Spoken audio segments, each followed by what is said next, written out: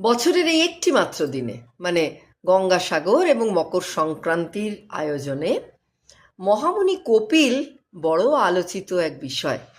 তা কে ছিলেন তিনি, আর কেনই বা গঙ্গাসাগরে কপিল মুনির আশ্রমে মকর সংক্রান্তিতে এত ভিড়? সত্যিই কি পুণ্য লাভের উদ্দেশ্যে এত জমায়েত, বা আধ্যাত্মিক বিশ্বাসেই মানুষ এত ভিড় করে সেখানে?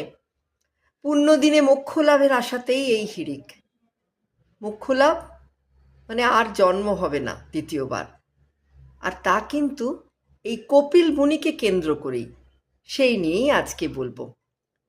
কপিল মুনি ছিলেন একজন বৈদিক ঋষি, যিনি সাংখ্য দর্শনের প্রবর্তক হিসেবে পরিচিত এবং যিনি সত্তার বিশ্লেষণ এবং মোক্ষ লাভের পথ ব্যাখ্যা করেছেন। পুরাণে কপিল মহর্ষি কর্দম এবং দেবাহুতির পুত্র। তাকে ভাগবতে বিষ্ণুর অংশ ভাবা হয়, যদিও 10 অবতারের মধ্যে তার নাম নেই। তিনি তার মা দেবাহুতিকে সাংখ্য দর্শন এবং ভক্তিযোগের শিক্ষা দিয়েছিলেন, যা শ্রীমদ্ ভাগবতে বর্ণিত আছে। আর পৌরাণিক কাহিনীতে আমরা সবাই জানি সগর রাজার 60,000 পুত্রের অন্ত্যেষ্টিক্রিয়া সংক্রান্ত যে গল্প, তাই নিয়ে আরও একটি ভিডিও পরে বলবো। আর গঙ্গাসাগর মেলা বছরের এই একটি দিনে আমাদের বাংলার অন্যতম চর্চিত বিষয়, এবং তা এই কপিল মুনির আশ্রম এবং পুজো পাঠ আধ্যাত্মিকতাকেই কেন্দ্র করে। পশ্চিমবঙ্গের সাগরে যেখানে গঙ্গা নদী বঙ্গোপসাগরের সঙ্গে মিলিত হয়েছে, সেখানেই তার আশ্রম বা মন্দির রয়েছে।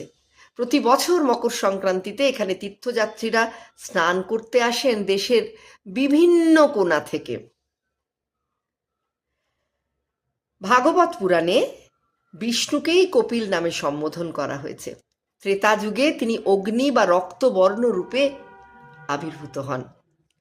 কপিল নামের মানে জানেন তো? রক্তবর্ণ বা অগ্নিবর্ণ। তবে বিষ্ণুর অবতার হন বা নাই হন, আশুরি নামে এক ঋষির কাছে এই কপিল মুনি সাংখ্য দর্শন শাস্ত্র বর্ণনা করেছিলেন।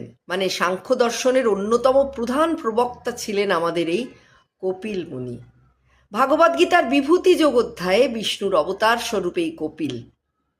তবে এই কপিলের গাত্রবর্ণের জন্যই যে অমর নাম তার উল্লেখ উপনিষদে আছে বই কি। কপিল মানে পাশুটে রং, যা কিন্তু প্রথম কোনো ভারতীয় ঋষির সঙ্গে যুক্ত হয়ে যায়, আর সেটা সেই উপনিষদের আমল থেকেই।